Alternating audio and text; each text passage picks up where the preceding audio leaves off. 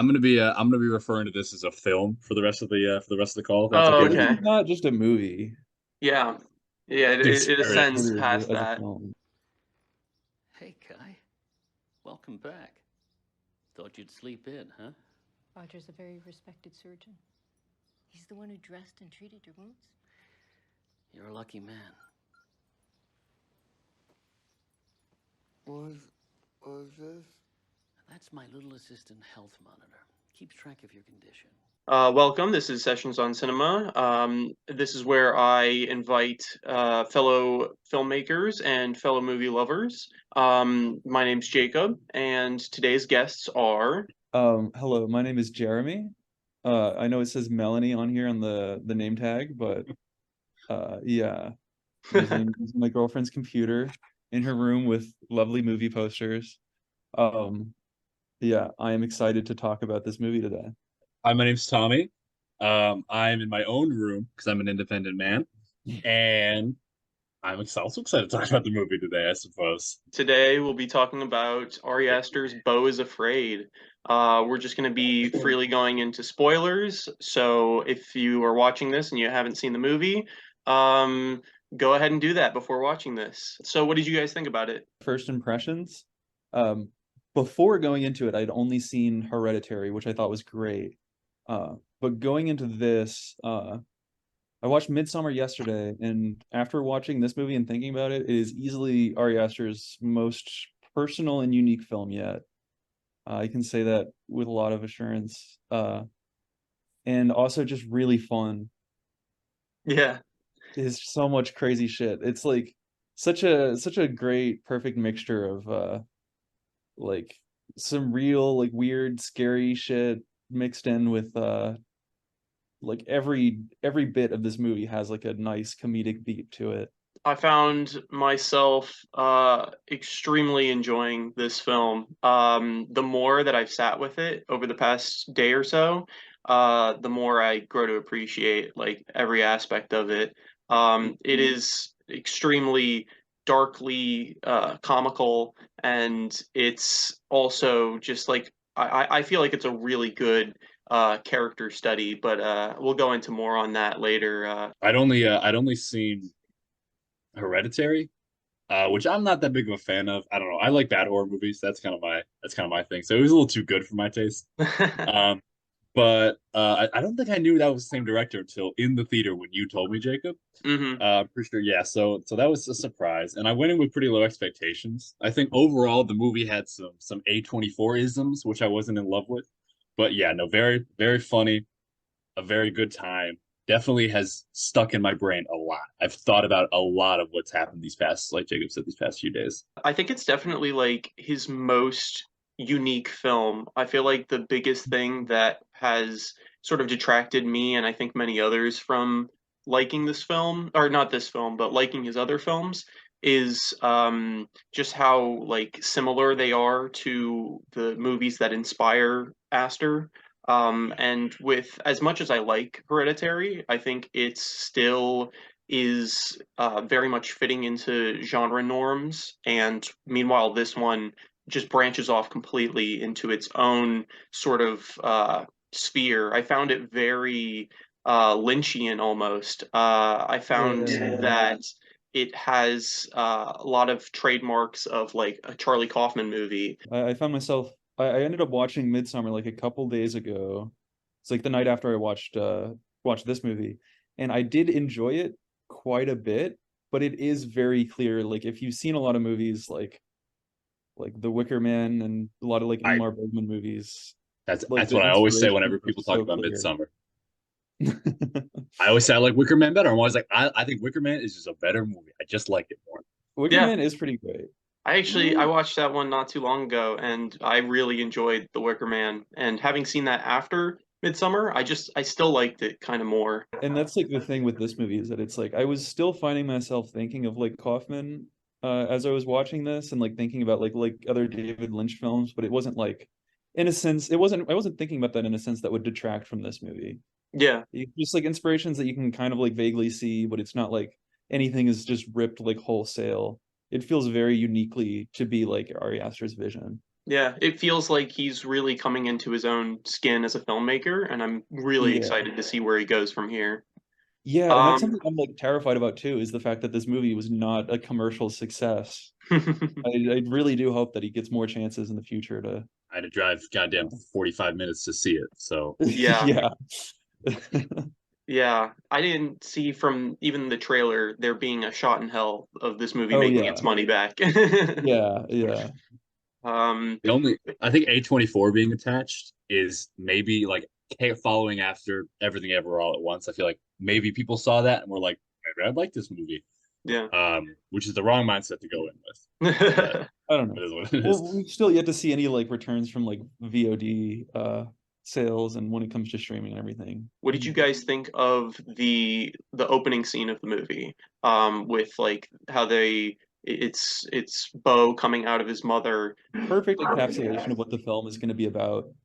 The second that you see like Beau coming out and he starts crying and his mom immediately starts freaking out because she's like not fully in control of the situation is great. I didn't understand it at all when watching it. Many parts of this movie I didn't while watching it, but I feel like Yeah. by the end of it, I was able to sort of piece it all together, and Mhm. it really does like start off the movie with this like sense of like the character from the moment he exited the womb is terrified of everything, Yeah. and that's how like life usually starts off as, and that's how he ends up persisting throughout the rest of his life. He almost is like stunted in many ways. I mean, aside from all what you guys said, just very jarring and a very good like reminder. It almost felt almost like some theater of cruelty stuff where like it wanted to shock me into like, okay, it's movie time. Hmm. It was very Yeah. intense, and then like it ends with like the baby being hit, and then it like cuts, and it's like very like, cool, okay, let out my breath. Now I can kind of get ready for this. So I thought it was effective at it kind of establishing how I was gonna watch the rest of the movie. What did you guys think of um like the overall like pacing of the movie? Did you find yourselves like bored at all? Did you find yourselves like constantly interested? I know that's like a huge problem for a lot of people. Personally, I found that I was like enthralled almost the entire time. And although there's like a couple moments that I think the movie definitely slowed down a bit, I think they made the faster moments feel even more fast, almost like a David Lynch movie would do. The fact that this movie is 3 hours is it was kind of shocking like after I watched it because it does feel like pretty brisk.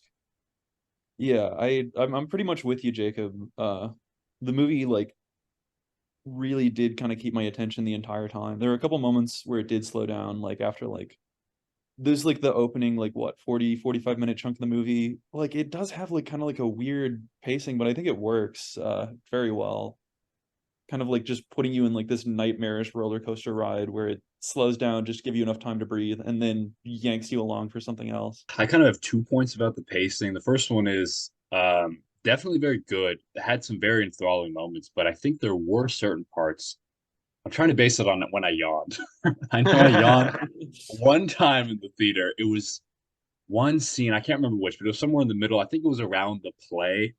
It might have been in the Yeah, beginning of the play that's segment Yeah. because I love the play so much. But the lead up to it when he was wandering in the woods and then he met her, it was kind of like uh, get me Kind of waiting there. for the next thing to happen. yeah. Yeah, and then I think I expected the movie to end like 6 times before it did. Like I didn't see the mother twist, her being alive, and then like I honestly thought it Yeah. was gonna cut. I kept expecting it to cut, to cut, to cut, and I loved the end, but I was like, I feel like it should have ended already. It felt like it was Mm, kind of dragging me along and I liked where it got eventually, and I hmm. feel like so much of that was so important, but I kind of wish it was maybe earlier. Yeah, that's the thing for me though. Like I can't see myself I ask myself like, is there any parts of this movie that I would like rather be removed entirely? And I can't see it. I think that there's Yeah. just like so much of this movie that I think I absolutely loved. Even just so many like micro jokes are crammed in like every few seconds Yeah. that I'm just like, nah, this scene would not be the same without like this part.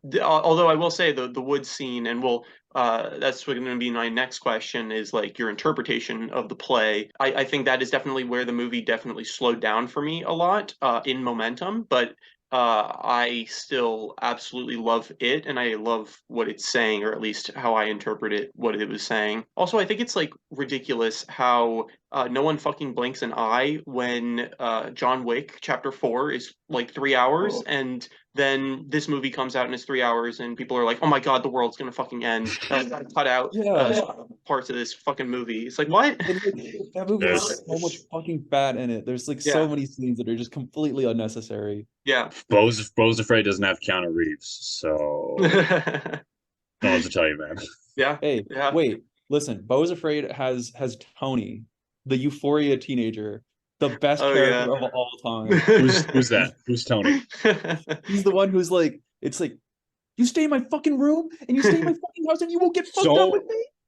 so intense. So funny. She's That was oh so my God. great. Like my favorite character in that whole movie. Oh, by it's far. It so was funny. it was hard. It was hard scenes to watch. She was Oh drinking my the paint. god. Paint's just coming out of her mouth. And it's so gross, but it's so Yeah. funny. It's great. And the fact that she's like popping pills, like they're Tic Tacs, is so It's fucking great. funny. I love like the whole dynamic of like a central theme of like all of like Ari Aster's movies is like family, and I love the fucked up weird family dynamics going in this, like with all of the different like scenes and like the different acts of this movie, where Yeah. like the surgeon, like they're all just popping pills at dinner, and then like the girl's leaving and they just like make sure not to mix those. So I guess we will talk about the wood scene next. What was your interpretations of the whole play? I'm gonna go Okay, you first. got it. You got it. Because All I you. want to just get my opinions because I trust I just generally speaking I'm gonna assume you guys have more fleshed out opinions of it. So I want to give mine first. That way I'm not swayed. Um Pretty bare bones analysis. Clearly had a lot to do with his fertility and like a lot of what he chose to do in his life and how like because obviously at the end he's like, oh, I could have never had this and what his life could have looked like had he done things differently and like kind of who he wishes he was. Hmm. And sort of projecting that onto the play. I'm honestly kind of in a similar spot because like the play has been the bit that I've been thinking about the most in terms of like where it fits in terms of like the overarching dynamic of like the film. Where it fits into the Marvel timeline. Yeah, where it fits into the BCU, the Beau Cinematic Universe. But yeah, I guess I honestly kind of landed on a similar point that you did, Tommy, where like it seems like he's running through all of these fantasy scenarios in which he could have possibly ended up in his life. The only thing I really like have to add is that I did really enjoy the bit where like right towards the end segment when he's like talking to his sons, he like finally finds his real sons, and then he's explaining to him this dream that he had where like it's like I could never come or else That I shit's die. so funny. That And then shit's it's like so sons are like, funny. well, you have us. And it's like his like the neurotic fear that's like controlled him his whole life suddenly snaps back into full frame and he's like, oh fuck. Yeah, it's very funny though how like long they take to pause in between. Like you know what they're gonna say. You know they're gonna like be like, yeah, so how did you have us? But they're just like, but wait, how did you have us? It's so great. Yeah, it's so fun. Yeah, so what I took away from that scene, and again, like you said, that's another one that I've been thinking about a lot, because it it goes to a slower pace. I think that's like the movie sort of signifying that this is important. The movie is dealing with the conversation of trauma in relation to how you're raised. All these things that we're seeing that are very abstract throughout the movie are almost like abstract metaphorical representations of, I guess, like real things that he would feel or see in his real life, and then they're just amped up to 11 on the fear factor for him. So it's like if you were to leave the house for vacation, what would be the most scary thing to happen for this character? And that's to leave the keys in the door, and then for the keys to get stolen. And like all these things are that sort of like representation. Not that they necessarily happen, and I don't really care as to like the actual timeline of the movie and what's actually going on. More like Yeah, I mean, what I the don't think the characters film is feel. that interested in the like the literal facts of what's happening. I think, Yeah. yeah, like as you said, like so much of it is like symbolic, and there's so many tiny little elements thrown in there that just like it is exactly to me like Synecdoche, New York, where it's like Yeah. you shouldn't be worrying about like whether or not like the He actually timeline makes of the the plot play is or not. accurate. It's like Yeah. you're paying attention to like the visual imagery and like what that means in relation to the characters. Yeah. Someone said, my girlfriend who had seen it said she saw something online where someone pointed out that like, oh, we started taking new medication, so we must be imagining all of this. And I'm like, I don't care. Doesn't Yeah, matter. It does exactly. not matter to me. I don't Exactly. care at all. Like I'm not interested in like, oh, did Yeah. you know in the Joker he fired a gun 8 times? It only has a 6 round. I don't care at all. I just don't think Shut Todd up. Phillips gave a shit. Yeah. Like interesting to look at this in like a meta narrative perspective, because we are given this sort of narrative where by the end, like Beau is on trial in front of his mother, and which hilarious by the way. Great. And I think the story almost creates a framing narrative where by the end you're almost led to feel like Beau is the victim of his mother's like abuse and her manipulation, because we're seeing the movie from his perspective and from his subjectivity. All of the scenes that we see throughout the movie are designed in that perspective, that he's the victim and that he needs to see himself as the victim. And I think that when it comes to the play section, he's he's almost creating a hypothetical reality for himself where what if my mother wasn't there to be able to control everything and everything that I did, then I could finally be happy. And sort of like Tommy was saying, the fact that it is constructed by him. We see like little cracks and details in the play scene where it's like it's saying like he grows old and finds a wife and has sex with her because that's what you do or something like that. And Yeah. it's showing that he isn't necessarily incapable of doing this because of his mother, but more so he's incapable of doing this because he can't actually get out of the house and communicate with women in order to actually have a relationship with them. He can't Life actually, is just too sheltered. yeah, he can't actually go into the wilderness and do all these things. Like he has this like idealized version that's not it's not like good. I don't think Ari Aster is like saying, "Oh, the way to live happily is to go out into an agrarian society and create children and progeny." Oh, I yeah. think the movie is definitely satirizing that. Exactly. By like satirizing this, it's creating this narrative that Beau, he like needs this semblance of control because he has like nothing else in his life going for him.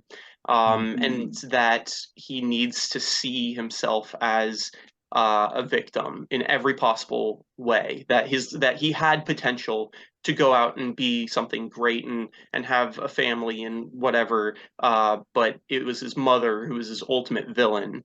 And I think like the movie, I think you'll take away as much of like how much you see him as a victim or a perpetrator in the movie based on, I guess, like your own relationship with your parents, which is what I think is so brilliant about the movie. Throwing in like I just want to say like I hear like a lot of people like this is definitely like his most personal and unique film, but Hmm. I've seen people like complain about it as if like, oh, this film is like it's just so personal to him and like no one could ever understand it on their own terms, and I don't think that's true at all. Yeah, I I don't think think so like either. through Ari Aster making something that is like very uniquely his, it's also like very universal in that sense. I think the movie is very concerned with like having this conversation with its audience of like how much of my actions are built on the actions of my parents. How much am I controlled by nurture? And I think that it's very fascinating to sort of look inwardly and either if you see yourself as a victim of your own parenthood, then I think you're going to see Beau as a victim, and maybe that means less, maybe that makes the movie mean less to you. But if you see faults in yourself that although you had like a traumatic experience from your parents, but you also see yourself as unwilling to change yourself despite that trauma, then you might take away more from this movie. What do you guys think of the phone call scene with like Bill Hader on the phone? So okay. Oh, the UPS driver. Yeah. Dude, So you that was you great. sicko, Jeremy, I guess you might have been doing this too. Jacob starts laughing immediately. I was laughing It's so And I'm hard. like, I feel like some of this is supposed to be a little sad because, like, at this point, I understand the relationship, and I do at least at that point in the movie care somewhat about Beau. And it's like seeing that him being close with his mom, it's like it definitely made me a little bit like, oh, that sucks, and I felt bad for him. But when he when he answers the phone immediately when he calls her again, he just goes, "I'm sorry." Really funny. I thought it was a little bit sadder than Jacob Mm. clearly did, I thought it but was that fucking was hilarious. I thought it was the funniest scene in the whole Like, movie. okay, I think this is like another one of those things where, like, as you were talking about before, I think like your mileage may vary depending on your relationship with your parents, but Hmm. like as somebody who does have like I would feel like super guilty if I like missed out on a trip from my parents. Like, because I know my parents would like guilt me about it. So like Hmm. having like a phone call and finding out like, oh, your last conversation with them was like you just like told them that you couldn't go on this trip and then they fucking died. Yeah. Like they would have this same exact like panic reaction. he's like, yeah, maybe you called the wrong number. And it's like, yeah, Oh yeah. He was like, I "Did you dial it in?" And he's like, "No, I just have I it saved on my phone." He's like, "Maybe you should just redial yeah. again." And he It's calls like, back I and listen. immediately he's like, I'm sorry. It was so funny. That part really got me. And then later on that same note, when Bill Hader's on the news and he's like turned around trying not to show his face, it's so funny. Oh, Oh it's my so God. good. Like the absurdity of this movie is really what made me like laugh a lot about it. But it was really the absurdity of the fact that her head got vaporized by a yeah. chandelier. He's like, her head's like evaporated. It's like, what? What does it even That's so mean? good. Oh my God. It's so He funny. kept trying to ask him to describe her body. What did you guys think about the relationship with the girl on the boat? Girl he ended up having sex with. She was the thing is that that part kind of subverted my expectations, especially during the sex scene, because it Mm-hmm. was like she agreed very quickly, Mm-hmm. which was interesting. I was like, the no fight. I fully thought she was like creeped out and was going to want to leave, and then she just did it, Yeah. which I thought was interesting. Confused in a good way during that whole scene. I liked the boat scene. I thought it was very interesting. I love the shots between like his mother trying to be like, "You like girls like that? It's okay Yeah. if you do." And then like they sleep in the same bed. I don't know why she's agreeing so quickly. Is it because she's like doing anything to get ahead in the company? I mean, she thinks the mom died, so I don't even know why she's doing it. Does she? And then she says he's the same, Mm-hmm. which I thought was very interesting. That like he literally has not grown up or grown out of this trauma. Mm-hmm. He has stayed the same person, and then he says she's also the same, which is all just like, were they both so stunted because she also had a bad mom? At least to me, I think that um like her bad relationship with her mother sort of made him envious of having a worse relationship with his mother, that like he knows that he's like always under her thumb and he wishes that he could like escape her and run away and uh be more like her. Also sees the potential of not only freeing him from his virginity, but also freeing him from the fear that his mother locks underneath him of dying from sex, which also was very funny. Amazing. I love that. So I think it's like it harkens back to the whole play scene of how it's yet another example of him seeing this like potential out he could have had in his life, and it's just stripped away from him by his mother. Speaking of the sex scene, I think it's so funny that they had like R&B playing in the background. It's um great. She I love when restarted she the like song. restarts the song. yeah, she So restarts the funny. song. So funny. I love like how she just keeps going despite the fact that he's like screaming and Yeah. like so panicked. That's the biggest thing people are complaining about. I know. Mm. They're like, once you Really? went in the attic, I was checked out. Mm.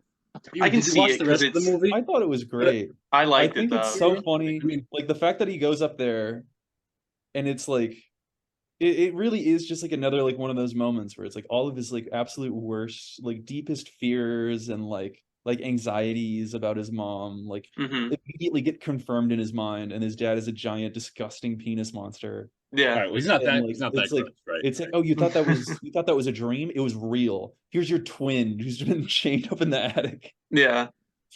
I It's think just like another like reinforcement of that, like the domineering control that that his mom has over him. Hmm.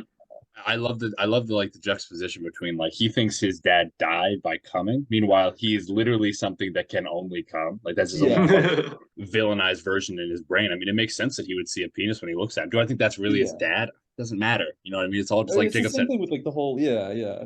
metaphorical, It's probably. I think it gets like really complicated in figuring out like who this actually is to like be representing. I guess like I don't think it's actually his representation of his father. I think it's his representation of what he would think his mother would represent his father to be. exactly, yeah, Jesus. yeah. I get it. I get it. It's like a little juvenile and a little like shock value, but I still like loved it. I still thought it was hilarious. Yeah.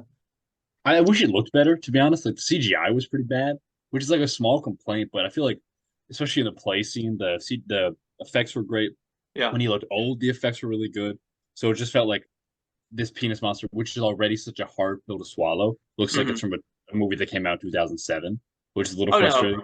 I actually kind of liked how like terrible it looked. Yeah, same. I was kind of enjoying that. It's like so Yeah. ridiculous, and it's like it's similar to that. It's like the kind of monster that you would like imagine like if you were like a child, you know? Hmm. And it's just kind of goes along with like Beau's like very kind of childish view of the world. What did you guys think of the like trial scene? Fucking amazing, hilarious bit where like the fucking defense lawyer has no microphone and he's just Yeah. Oh my God. the frame. And then like my favorite, one of the funniest bits in the whole fucking movie was like the very like part of the trial scene where he's like, look at how Beau willingly feeds the fish and like goes to the park and feeds the duck before his therapy session. But look at how he acts when he meets a homeless man. It's just really to avoid getting stabbed. Look how Beau is missing in the mall, but is he really missing? I think Made me not. laugh so hard. Oh my god. I Oh think my but God. the movie that scene was really funny.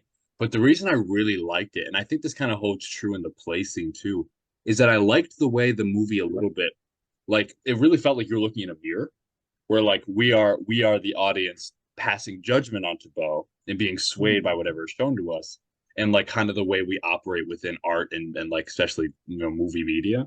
Way that it's like all like public theater, and especially like it becomes very clear as soon as like the film actually ends, like once the credits start rolling, like the auditorium starts slowly emptying out to like Yeah. just like people just leaving the theater. They watched this horrific thing happen. We sat with this character for 3 hours. It was very funny, but like there's some emotion there, and like he dies, and then same thing. We leave, they leave. It's just like it's just over. All right, Yeah. we got our spectacle. We yeah. Funny thing though, I made Tommy sit through probably like 15 minutes of the credits, just to see if anything would happen.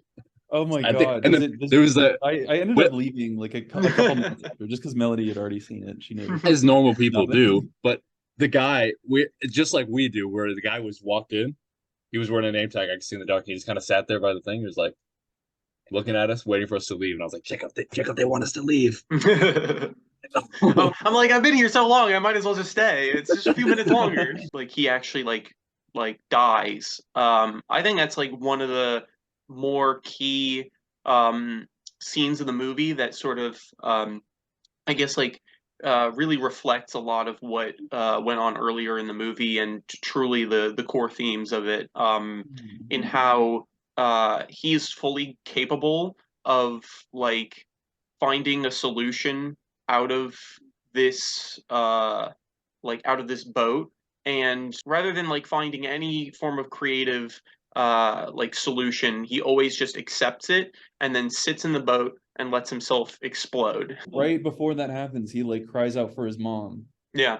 And I think there's like a moment like right before he like explodes and then like dies shortly thereafter. there's like that like very brief moment of like resignation where he like maybe admits to himself like a little bit like, oh, maybe I could have done something about this.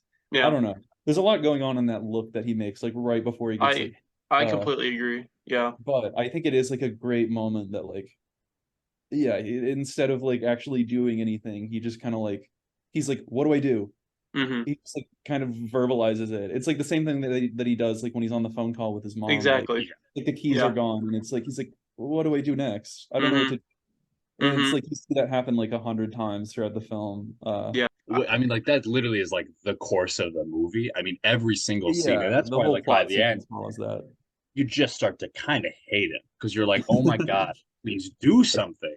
Like He you just need, feels like so you are, sorry for himself. you're just so like weak.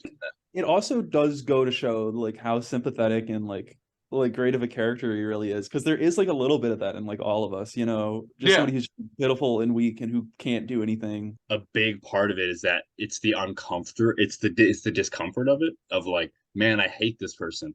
What would I do in this situation? Would I be better? Like seriously, like would I actually, or would I do exactly what he's doing and just kind of keep going? And I think that's kind Hmm. of the discomfort of it, of like having to sit with yourself. Yeah, and I think it sort of goes back to like the aspect of when he's like killing his mother and he starts choking her out, and it's like the first time in the movie where we actually see him make like a dedicated decision and like commit to it, and then he It's can't even so do that. good. And then like yeah, it's like the music sting is building up and then all of a sudden it stops and then he's like, Yeah. oh, I'm so sorry. No. Yeah. That's like another thing, like going along with like him constantly asking what he should do. He also like needlessly apologizes a Yep. lot throughout the movie in situations where it's just totally unnecessary. Yeah. And Um, it's easy to see, like I can totally see the perspective that like he's just like I can see that he's like just this passive character that like does nothing and everything bad is just happening to him and nothing he could do could stop this. But I think that if you were to see the sort of world as like everything bad is happening to me, everything is scary, and there's nothing I can do about it, then I can see that sort of that also being the way that you interpret this movie. But yeah, at the same that's time, what so much of it depends on your worldview. Another small layer that I think is definitely worth discussing that I yeah, was talking to with Melanie on my way back home, uh, is that an important factor of this movie is the fact that Ari Aster has described it as Jewish Lord of the Rings, which I think is a hilarious descriptor. But yeah, also, I think there's like some layer of validity to it. Maybe I can't speak to it personally, but like I was talking to Melanie, who's raised Jewish, uh, say that like that is something that's very common in like parenting in like Jewish households, is that it's like you are kind of raised to be afraid in certain aspects where like it's like Jewish people are like historically very oppressed, and part of like the way you're raised to view the world is through fear. And although I can't speak to that personally because I was not raised Jewish, I just think it's an interesting way to look at the movie. yeah. Um, I completely agree. And I think that comparing it to the Lord of the Rings is interesting. Although I think it's almost like antithetical, at least the way that I interpreted it, to like the ending of Lord of the Rings, where you yeah, take this part of you that you like don't like and you cast it off into this volcano.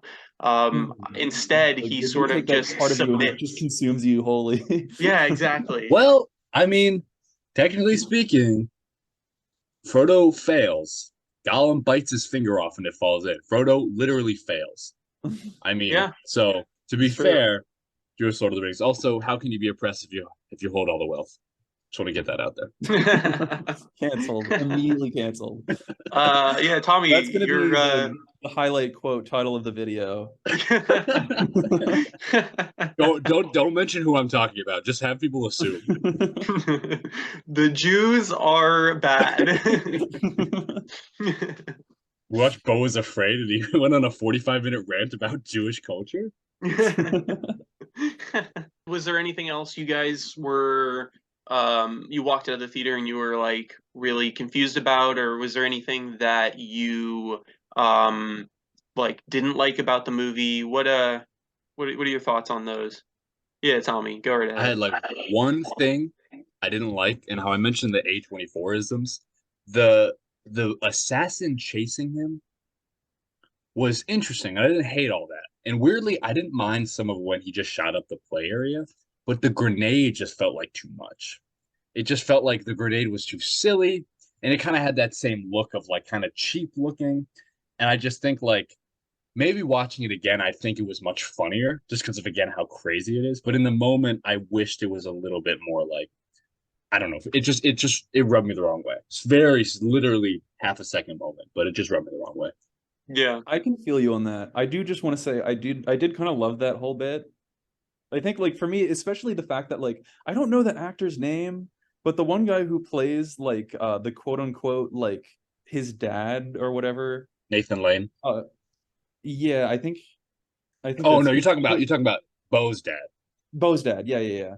I was confused about that too. Oh yeah, But yeah. that we'll No, get no. I think like he's great. I love that. He's like a character actor, and I've seen him in a few things before, and he's so good at playing like this like cryptic little like mouse man. see. So yeah, I mean, what do you guys think about that? Because I don't like. I know that's not his dad, but like, why did he say that? This sort of aspect of how he, if he got the chance to like meet his father, he could potentially like realize that he wasn't this penis monster that his mother made him out to be. He wants to have this like sense of empathy for his father, who's almost like the counterpart of his mother. The and because he was never raised by him, he thinks that potentially this is a this is a future that I could have had, and this is a Yeah, he still yeah, or, clings to the possibility of like a father figure. And I think it is like yeah, a good little moment where it's just like even the possibility of that is stripped away by the grenade that blows yeah, him up. Yeah, Whether or not that was his real dad or not. kind of yeah. maybe like taking some of the play aspects of like this future I could have had, and then it materializes in front of him, and then it is vaporized, much like his false mother's head. So Mhm. that all makes sense. Okay.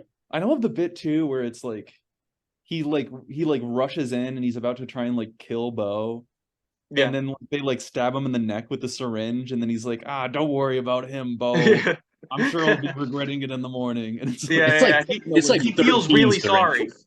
I just really liked, regardless of any interpretation of it, I just thought it was really interesting when he flipped to channel 78 and he saw the camera, and then he Oh thought to yeah, pause great. it and then fast forward.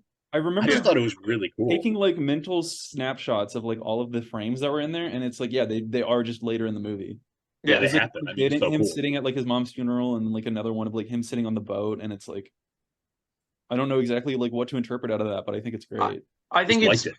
I think it plays into that aspect of how like the finale is him sitting in a boat, looking at the camera, accepting his own death. I think this is very much like that, how he looks into Yeah, the TV, sees his future, and says to himself, I'm going to continue to play out my future as if nothing can change. he like Yeah, accepts like almost a kind of determinism in Yes. the fact that like he's just gonna let whatever happens happens. Yep. yeah. I also like. There's Yeah, definitely some that kind of played into some of the. It had a bit of a Truman Show feeling, where like Yeah, I've heard a really lot of might have been comparisons while between yeah. this. that like it did kind of feel like he was being watched and tested a little bit. I mean, And that's then like the Hmm. seeing that same thing again, it was too, kind of where like, it's like another like small layer is like there's the kind of like the overlying question of like how much his mom really knew about and orchestrated this, which Hmm. kind of plays again back into like his own psyche. But it's Hmm. like it's the question raised, like she knew about all these different things. Like she knows about these specific details that nobody would be able to watch. Yeah. So it's like reasonable to assume that like she just saw everything. Yeah. Uh, And again, it's like that whole aspect of like how he sees himself as the victim is like while yeah, he's in therapy, the therapist writes down as the only note is that he's guilty. yeah, And that plays into the trial scene at the end where he's yeah. determined guilty, and I think he just sees himself as like the entire world is looking at him in this auditorium and views him as evil and views him as like terrible, despite all this bad that's going on to him. He's stuff is going on to him, and no one can see it, no one can hear him, no one can hear his defense. And so he has nothing left to do but accept his own fate and die.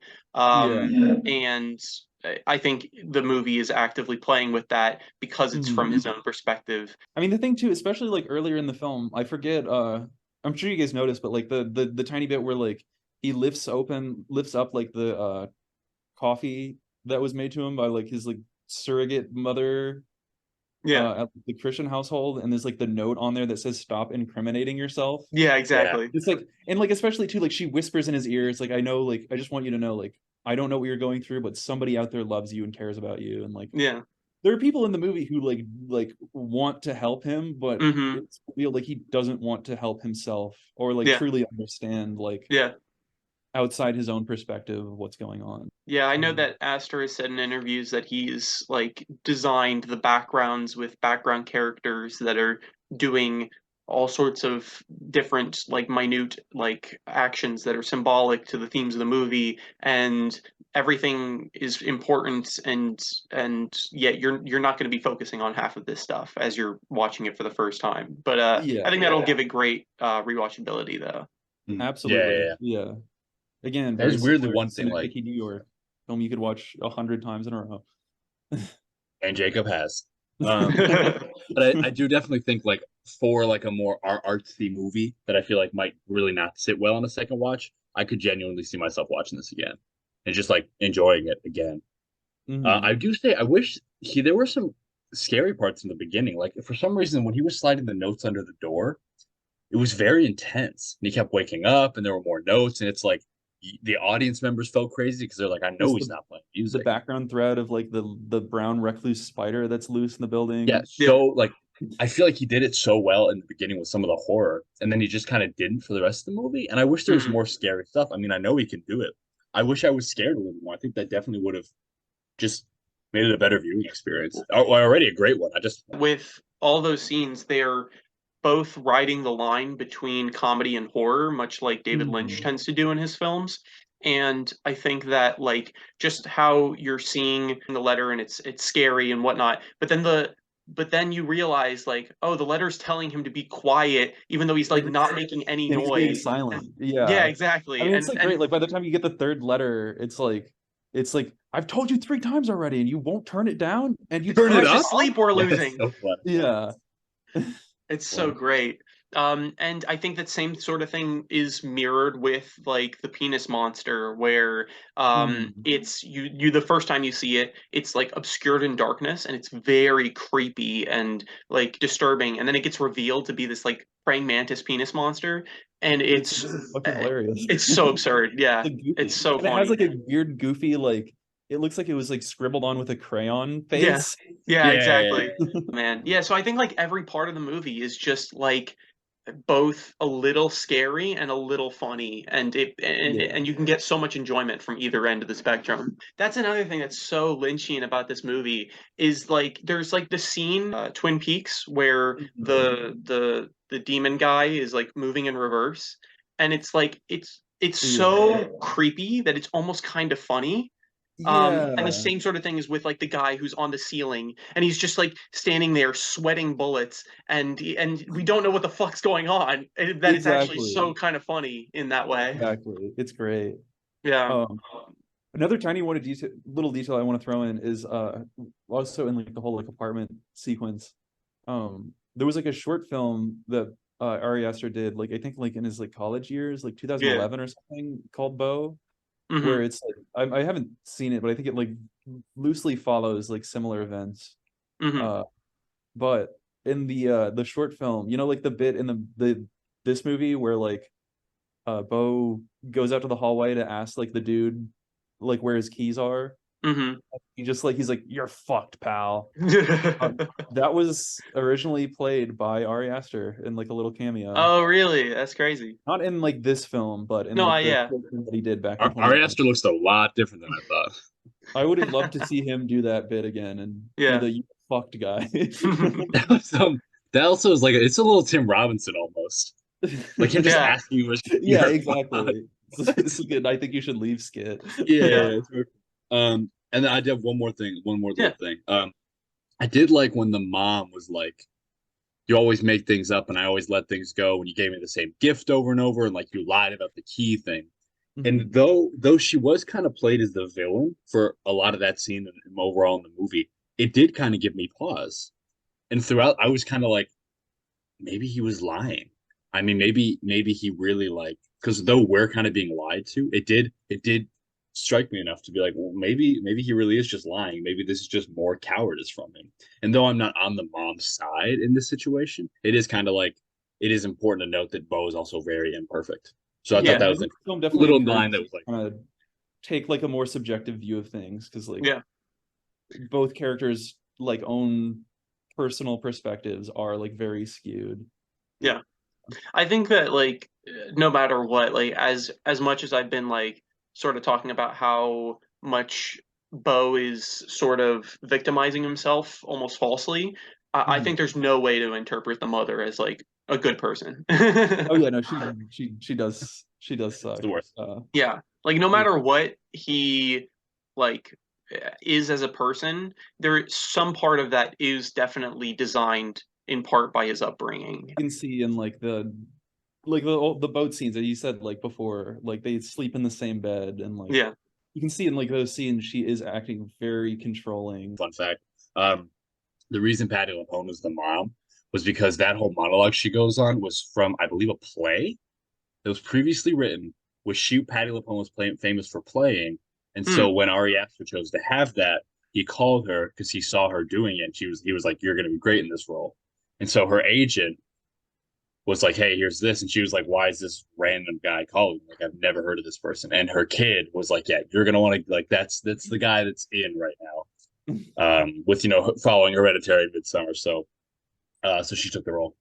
That is really interesting. Yeah. Cool. I was constantly reminded throughout the film, like, man, I thought that I had like a semi-unhealthy relationship with my own mother, but then I'm like thinking, holy shit, what the fuck did Ari Aster go through when he was Yeah, no, growing exactly. I up? was thinking the same thing where it's like, man, like if you think you have parental trauma, think again. Yeah, This guy's been through some shit.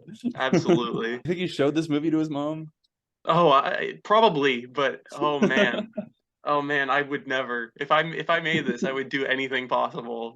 I'd drop a chandelier on my mother in order to avoid showing it to Exactly.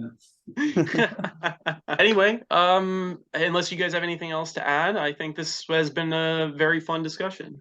Absolutely. Thanks, Jacob. Thanks for having me on. Yeah, thank you. Thank you this was guys great. for Love joining talking to me. you. Thank you for watching. This has been Sessions on Cinema, and if you have a recommendation for a future movie to cover on the podcast, then please comment down below. Subscribe, yada yada yada. Surf's Up too. That's a good Who pick. said who said that? Who said that? Who Any said live that? comments? Yo, the comments, they're saying Surf's Up too? That's crazy.